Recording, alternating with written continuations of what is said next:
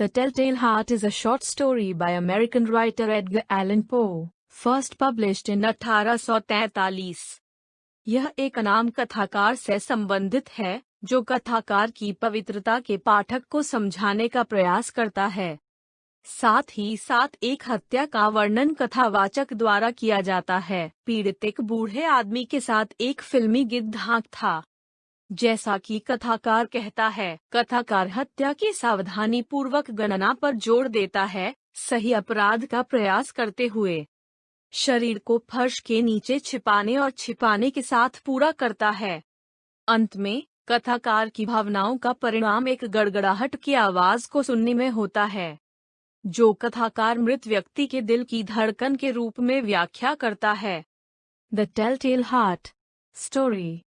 सच, जरा बहुत घबराया हुआ मैं घबरा गए थे, लेकिन तुम यह क्यों कहोगे कि मैं पागल हूँ? रोग ने मेरी इंद्रियों को तेज कर दिया था, नष्ट नहीं किया, उन्हें सुस्त नहीं किया। सबसे ऊपर तीव्र सुनने का भाव था। मैंने स्वर्ग और पृथ्वी की सभी बातें सुनी, मैंने नरक में बहुत सी बातें सुनी। मैं कैसे पागल हूँ? मेरी सुनो और देखिए कि मैं कितनी स्वस्थता शांति से पूरी कहानी बता सकता हूँ।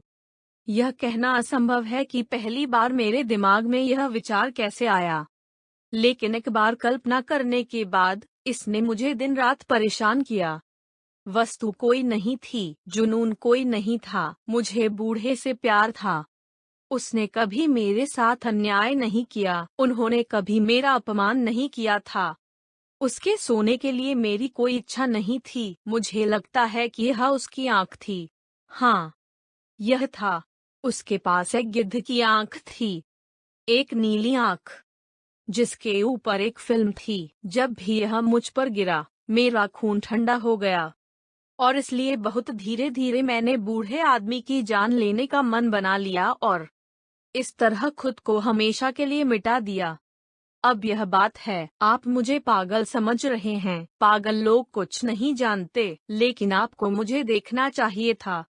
आपने देखा होगा कि मैं कितनी समझदारी के साथ आगे बढ़ा हूँ, किस सावधानी के साथ, किस दूरदर्शिता के साथ, किस असंतोष के साथ मैं काम करने गया था। मुझे मारने से पहले मैं पूरे सप्ताह के दौरान बूढ़े व्यक्ति के प्रति दयालु नहीं था, और हर रात, लगभग आधी रात, मैंने उसके दरवाजे की कुंडी घुमाई और उसे खोल दिया। ओह, इतनी धीरे! और फिर जब मैंने अपने सिर के लिए पर्याप्त रूप से एक उद्घाटन किया, तो मैंने एक अंधेरे लालटेन में डाल दिया। सभी बंद कि कोई प्रकाश बाहर नहीं निकला। और फिर मैंने अपने सिर में जोर दिया। ओह, आप यह देखकर हंसे होंगे कि मैं इसे कितनी गंभीरता से देखता हूँ। मैंने इसे बहुत धीरे धीरे आगे बढ़ाया, ताकि मैं बूढ़े आदमी की नींद में खलल न डाल सकूं। मुझे अपने पूरे सिर को खोलने में 1 घंटे का समय लगा ताकि मैं उसे अपने बिस्तर पर लेटते हुए देख सकूं। हाँ, क्या कोई पागल इतना समझदार होता? और फिर जब मेरा सिर कमरे में अच्छी तरह से था, तो मैंने लालटेन को सावधानी से देखा। ओह, इतनी सावधानी से टिका हुआ। मैंने इसे सिर्फ इतना कहा कि एक पतली सी किरण गिद्ध की आंख पर गिरी, और यह मैंने 7 लंबी रातों के लिए किया, हर रात सिर्फ आधी रात में। लेकिन मैंने पाया कि आंख हमेशा बंद रहती है, और इसलिए यह काम करना असंभव था। इसके लिए वह बूढ़ा आदमी नहीं था जिसने मुझे परेशान किया, बल्कि उसकी विलाई। और हर सुबह जब दिन टूट गया, मैं साहसपूर्वक चैम्बर में गया और हिम्मत से उससे बात की, उसे हार्दिक स्वर में नाम से बुलाया और पूछताछ की कि वह रात कैसे बीत गई। इसलिए आप देखते हैं कि वह एक बहुत गहरा बूढ़ा व्यक्ति था। वास्तव में हर रात शक करने के लिए। बस 12 साल की उम्र में मैंने उस पर देखा जब वह सो रहा था।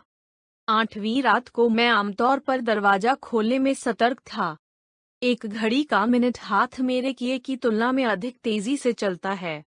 उस रात से पहले मैंने कभी अपनी शक्तियों की सीमा महसूस नहीं की थी।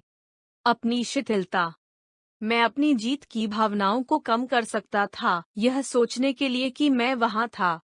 दरवाजा खोल रहा था, थोड़ा थोड़ा करके, और उसने मेरे गुप्त कर्मों या विचारों का सपना भी नहीं देखा। मैं काफी विचार में चकरा गया, और शायद उसने मुझे सुना के लिए वह अचानक बिस्तर पर चले गए, जैसे कि चौंका। अब आप सोच सकते हैं कि मैं वापस आ गया हूँ, लेकिन नहीं। उनका कमरा घने अंधेरे के साथ पिच जितना काला था। लुटेरों के डर से शटर बंद थे। डंडा मेरा सिर अंदर था, और लालटेन खोलने वाला था जब मेरा अंगूठा टिन के बंधन पर फिसल गया। और बूढ़ा व्यक्ति बिस्तर पर उछला, रोते हुए बोला, कौन है? मैंने अभी भी काफी कुछ रखा और कुछ नहीं कहा। पूरे 1 घंटे तक मैंने पेशी नहीं की, और इस बीच मैंने उसे लेटने के लिए नहीं सुना। वह सुनते हुए भी बिस्तर पर बैठा रहा, जैसा कि मैंने किया है रात के बाद रात, दीवार में मौत की घड़ियों को सुनकर। वर्तमान में मैंने एक मामूली कराह सुनी, और मुझे पता था कि यह नश्वर आतंक का कराह है। यह दर्द का शोक नहीं था या दुख की बात नहीं थी। ओह नहीं, यह कम दमदार आवाज थी जो कि खौफ के साथ खत्म हो जाने पर आत्मा के नीचे से उठती है।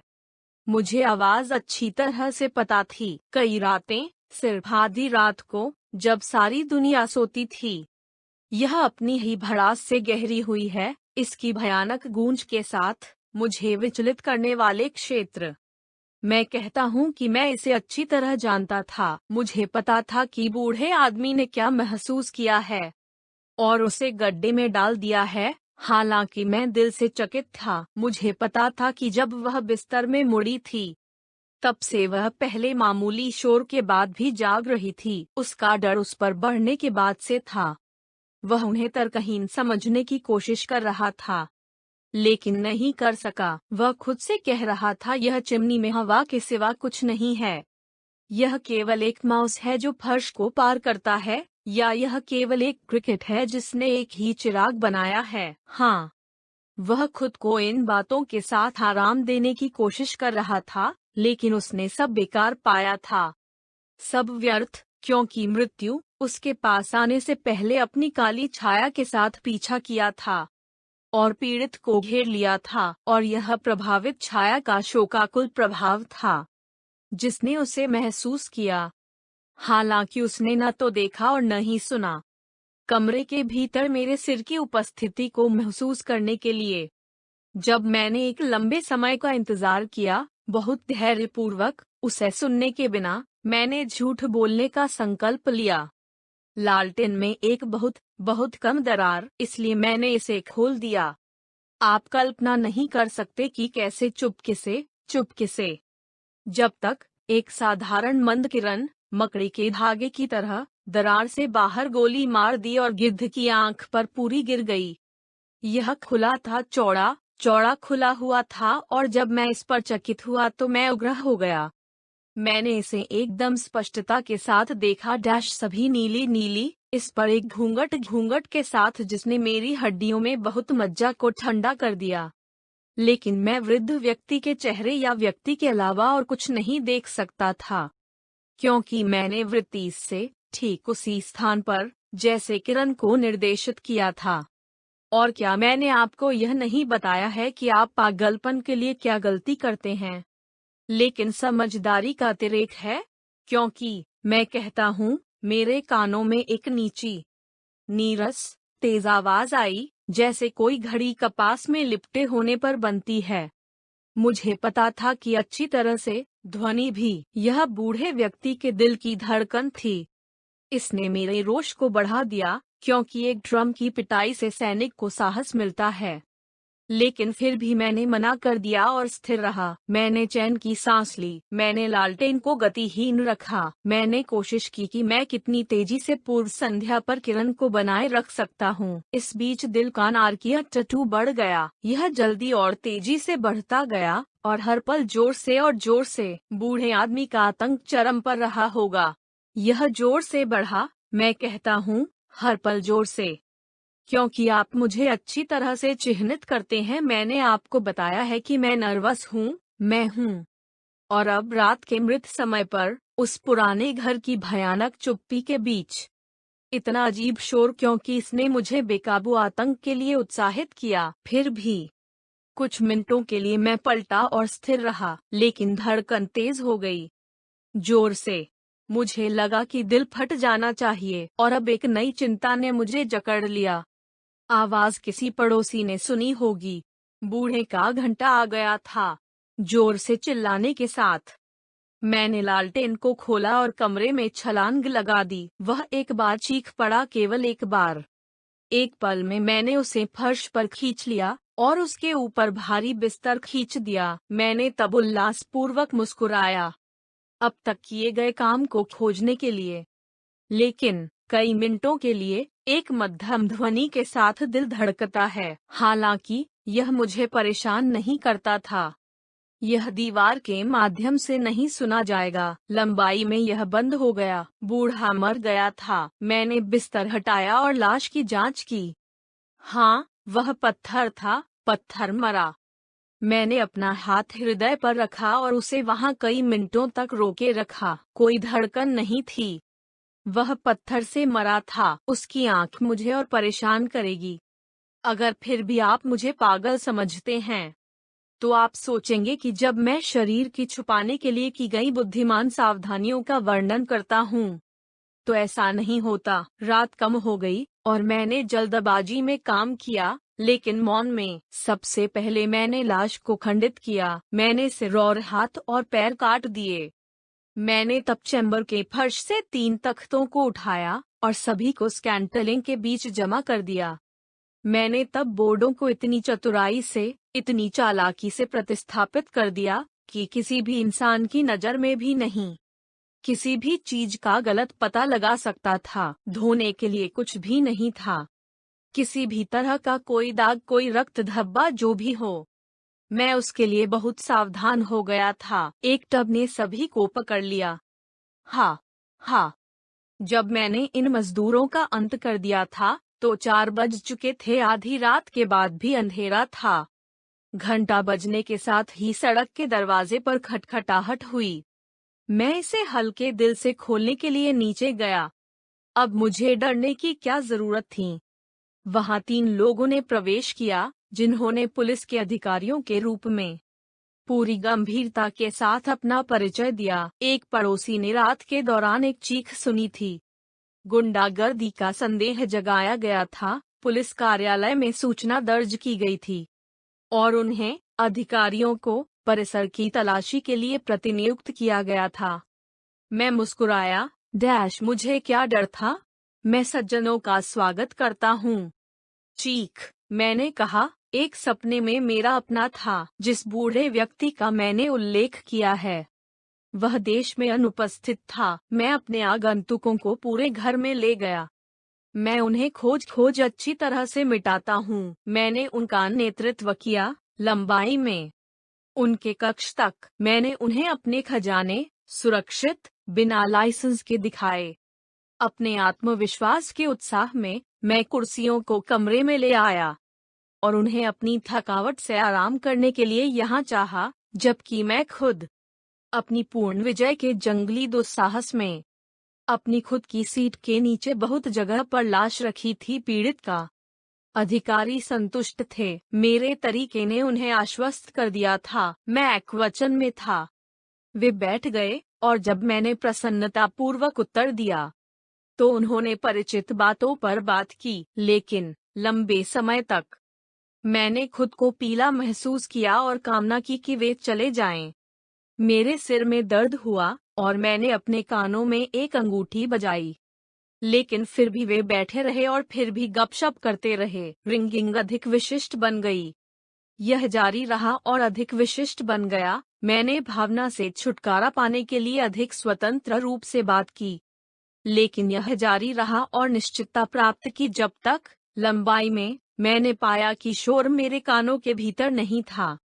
कोई शक नहीं कि मैं अब बहुत पीला हो गया हूँ, लेकिन मैंने और अधिक धारा प्रवाह बात की, और एक ऊंची आवाज के साथ। फिर भी आवाज बढ़ी और मैं क्या कर सकता था। यह एक नीची, नीरस, त्वरित ध्वनि थी। एक घड़ी के रूप में ऐसी ध्वनि जब कपास में लिपटी होती है। मैंने सांस के लिए हांफते हुए कहा, फिर भी अफसरों ने सुना नहीं। मैंने और अधिक तेजी से बात की, अधिक सख्ती से, लेकिन शोर लगातार बढ़ता गया। मैं उच्च कुंजी में और हिंसक कीटनाशकों के साथ ट्राइफल्स के बारे में उठता और तर्क देता था, लेकिन शोर लगातार बढ़ता गया। वे क्यों नहीं जाएंगे? मैंने फर्श को जोर से हिलाया और भारी आघात के साथ, जैसे कि पुरुषों की टिप्पणियों से रोष करने के लिए उत्साहित था। लेकिन शोर लगातार बढ़ता गया। हे भगवान, मैं क्या कर सकता था? मैंने कहा, मैंने तबाह किया। जिस कुर्सी पर मैं बैठा था, उस पर मैं झूल गया और उसे पटक कर चट कर गया, लेकिन शोर सब पर बढ़ गया और लगातार बढ़ता गया। यह जोर से बढ़ गया, जोर से, जोर से। और फिर भी पुरुष सुखद बातें करते थे और मुस्कुराते थे। क्या यह संभव था कि उन्होंने नहीं सुना? सर्वशक्तिमान ईश्वर! नहीं, नहीं, उन्होंने सुना। उन्हें शक था। वो जानते थे। वे मेरे डरावनेपन का मजाक बना रहे थे, लेकिन इस पीड़ा से बेहतर कुछ और था। कुछ भी इस उपहास से अधिक सहनीय था। मैं उन पाखंडी मुस्कुराहटों को अब सहन नहीं कर सकता था। मुझे लगा कि मुझे चीखना या मरना होगा। और अब फिर से, जोर से, जोर से, जोर से, जोर से। खलनायक! मैंने चीख कर कहा, और नहीं, मैं काम को स्वीकार करता हूँ। यहाँ, यहाँ। यह उसके घृणित दिल की धड़कन है। कहानी का अंत। धन्यवाद।